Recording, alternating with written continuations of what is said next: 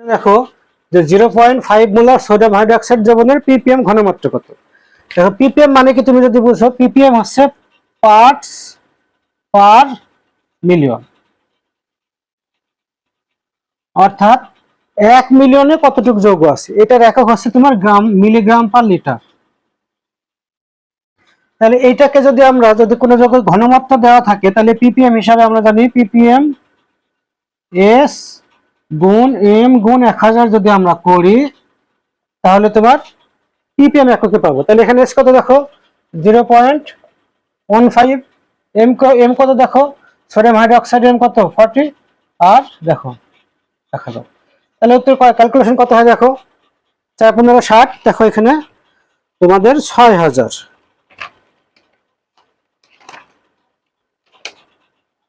তাহলে উত্তর কত হবে 6000। তাহলে ppm কি বুঝলো, পার্টস পার মিলিয়ন, s হচ্ছে ঘনমাত্রা, m হচ্ছে মোলার ভর, আর 1000 হচ্ছে তোমার সংখ্যা যেটা পরিবর্তনের সময় লাগে। দ্বিতীয় প্রশ্ন দেখো, ferric chloride plus stannous chloride উৎপন্ন হয়েছে ferrous chloride plus stannic chloride বিক্রিয়াটিতে জারিত হয়েছে কোনটা, এটা ভিভিআই, খুবই খুবই ইম্পর্টেন্ট প্রশ্ন। আর এই প্রশ্ন তোমরা গতেও আসবে, যদি এমসিকিউ দিই সে তবে গতেও আসবে, গতে আসলেও হবে এবং এমসিকিউতেও হবে।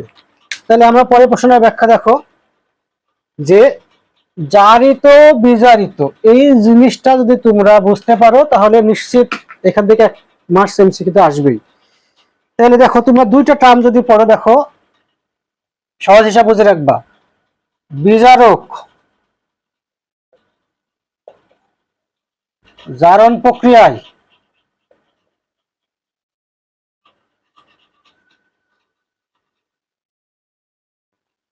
অর্থাৎ ইলেকট্রন ত্যাগ করে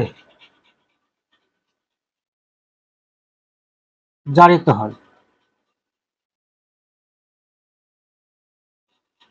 সহজে কি বুঝলা বলো তো, যে বিজারক জারণ প্রক্রিয়ায় ইলেকট্রন ত্যাগ করে জারিত হয়। তাহলে প্রশ্ন কি বলছে যে জারিত হয়েছে মানে কি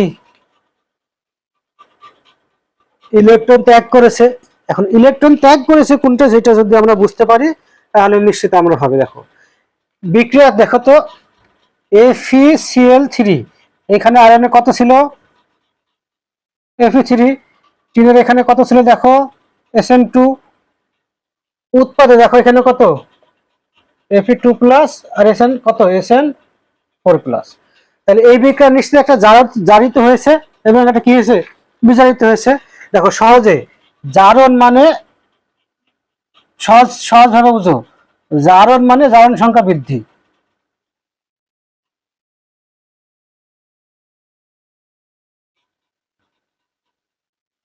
তাহলে জারণ মানে যদি জারণ সংখ্যা বৃদ্ধি হয় তাহলে বিজারণ মানে কি বলতো জারণ সংখ্যা হ্রাস। তাহলে যেহেতু জারণ সংখ্যা বৃদ্ধি তাহলে তার জারণ ঘটছে, আর যার জারণ ঘটে সে হচ্ছে বিজারক এবং শেষে কি হয় জারিত হয়। তাহলে এখানে দেখো জারণ অর্ধ বিক্রিয়া,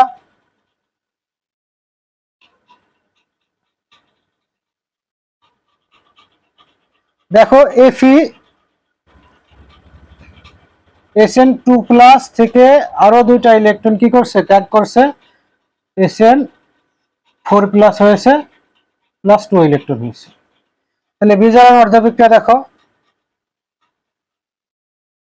দেখো এখানে ইলেকট্রন কম, জারণ সংখ্যা কমছে কার, দেখো এই যে Fe3 প্লাস হলো Fe2 প্লাস, তাহলে Fe3 plus plus electron Fe2 plus. তাহলে এখানে প্রশ্ন যদি উল্টাও করে যে বিজারিত হয়েছে কোনটা সেটাও তোমরা পারবা। তাহলে আমরা এই ব্যাখ্যাটা দেখিয়ে দেখো, তাহলে এটা কি জারণ বিক্রিয়া ঘটে, তাহলে এটা কি বিজারক, এটা কি দেখো জারক, বিজারক দেখো এই ইলেকট্রন ত্যাগের প্রক্রিয়া, এটা জারণ প্রক্রিয়া, জারণ প্রক্রিয়া দুইটা কয়টা ইলেকট্রন ত্যাগ করছে, দুটো ইলেকট্রন ত্যাগ করছে, তাই এটা কি হয়েছে দেখো যে তোমার বিজারিত হয়েছে কোনটা। তাহলে কি বলবো বলো, উদ্দীপক কোনটা আছে যে এটা এর কি হয়েছে জারিত হয়েছে, অর্থাৎ ঘ নম্বর।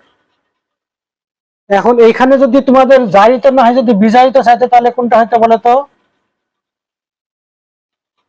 দেখো বিজারিত চাইতে তাহলে কোনটা হয়তো উত্তর দেখো, বিজারিত হলে তোমার এই যে তখন FeCl3 হতো। বুঝতে পারছো যে জারিত কোনটা হবে আর বিজারিত কোনটা হবে? তাহলে সহজে আমরা যদি বুঝি যে তাহলে বলো জারণ কাকে বলবা? সহজ কথায় যে প্রক্রিয়া ইলেকট্রন ত্যাগ করে তাকে জারণ বলা হয়। বিজারক কাকে বলবা? যে মৌল বা যৌগ ইলেকট্রন ত্যাগ করে তাকে বিজারক বলা হয়। জারিত কাকে বলবা? ইলেকট্রন ত্যাগের ফলে যে অবস্থা প্রাপ্ত হয়, অর্থাৎ বিজারক ইলেকট্রন ত্যাগের পরে যে অবস্থা প্রাপ্ত হয় তাকে জারিত অবস্থা বলা হয়। তাহলে তুমি কি বলো তো জারক কাকে বলবা? জারক, তাহলে যে ইলেকট্রন কি করে গ্রহণ করে তাকে জারক বলে। তাহলে এই জারক দেখো, আর এই জারক শেষে কি হয়?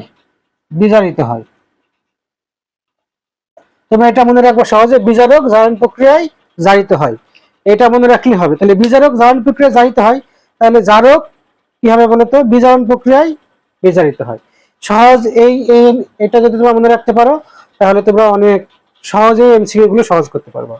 দেখো কৃষিকাজে সারফেস ওয়াটারের বিশুদ্ধতার মানদণ্ড কোনটি? পরের প্রশ্ন। এই প্রশ্নে দেখো একটু সমস্যা আছে, যে এটা বইয়ে যদিও অ্যান্সার তোমার SnCl4 দেওয়া আছে,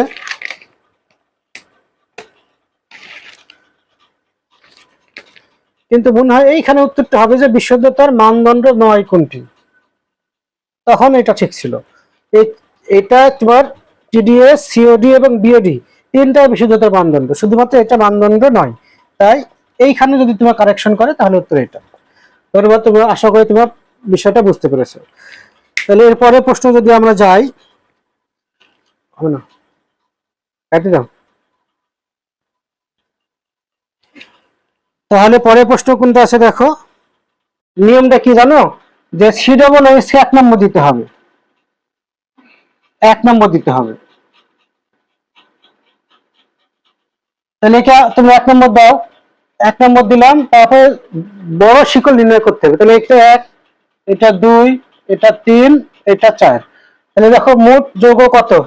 4টা, 4 হবে বিউট। দেখো ডাবল বন্ড কয় নম্বরের কার্বনের মধ্যে আছে? 2 আর 3। ডাবল বন্ড যেই কার্বনে থাকবে ছোটটা নিতে হবে। তাহলে 2 আর 3, তাহলে কত? 2 নম্বর নিতে হবে 2। আর এই যে ডাবল বন্ড বা ট্রিপল বন্ড যেই কার্বনের সাথে যুক্ত থাকবে ছোট সংখ্যাটা নিতে হয়। আর ডাবল বন্ড থাকার কারণে তোমার যুক্ত হবে ইন। যদি এখানে ট্রিপল বন্ড যুক্ত থাকতো তাহলে হয়তো আইন। তাহলে বিউট 2 ইন। দেখো COOH কয় নম্বর কার্বনের সাথে যুক্ত আছে? 1 নম্বর কার্বন। তাহলে 1 উইক অ্যাসিড, 1 উইক অ্যাসিড। আর দেখো যদি তোমার COOH থাকলে কি হয়? উইক অ্যাসিড যুক্ত করতে হয়। এখন COOH সবসময় 1 নম্বর কার্বনের সাথে যুক্ত হয় বলে এই 1টা তখন দেওয়া হয় না। তাহলে দেখো বিউট 2 ইন উইক অ্যাসিড। তাহলে অপশন দেখো বিউট 2 ইন উইক অ্যাসিড কোনটা?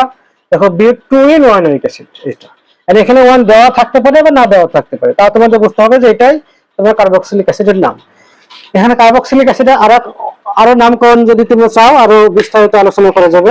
পরের প্রশ্ন দেখো, অক্সালিক অ্যাসিডকে সোডিয়াম হাইড্রোক্সাইড দ্বারা টাইট্রেশনের ক্ষেত্রে ব্যবহৃত নির্দেশকটি হলো। দেখো নির্দেশক কাকে বলে সেটা জানতে হবে। যে সমস্ত যৌগ নিজেদের বর্ণ পরিবর্তনের মাধ্যমে বিক্রিয়ার সমাপ্ত বিন্দু নির্দেশ করে তাকে নির্দেশক বলা হয়। এটা তোমার কত পাবো? তাহলে নির্দেশক সমূহ কি করে? নিজেদের বর্ণ পরিবর্তনের মাধ্যমে বিক্রিয়ার সমাপ্ত বিন্দু নির্দেশ করে। এখন অক্সালিক অ্যাসিড সোডিয়াম হাইড্রোক্সাইডের তীব্র ক্ষার দ্বারা টাইট্রেশনের সময় অক্সালিক অ্যাসিডকে তোমার ফেনফথলিন ইউজ করা হয়। এইটা তোমার হাজারি স্যারের বইয়ের রসায়ন 2য় পত্র 3য় অধ্যায় দেখবা টাইট্রেশনের এখানে একটা ছক আকারে আছে। এখানে তোমার এই ছকটা খুবই ইম্পর্টেন্ট, যেটা তোমার এমসিকিউতেও আসে, আবার তোমার ঘতেও আসে, যে কোন নির্দেশক কেন ইউজ করবো, কিভাবে ইউজ করবো। তাহলে তোমরা এই পর্যন্ত আজকে আমরা পড়ি। এর পরবর্তীতে তোমরা ভিডিওগুলো আবার সাবস্ক্রাইব করবে আমার চ্যানেল এবং কেমন হলো জানাবো।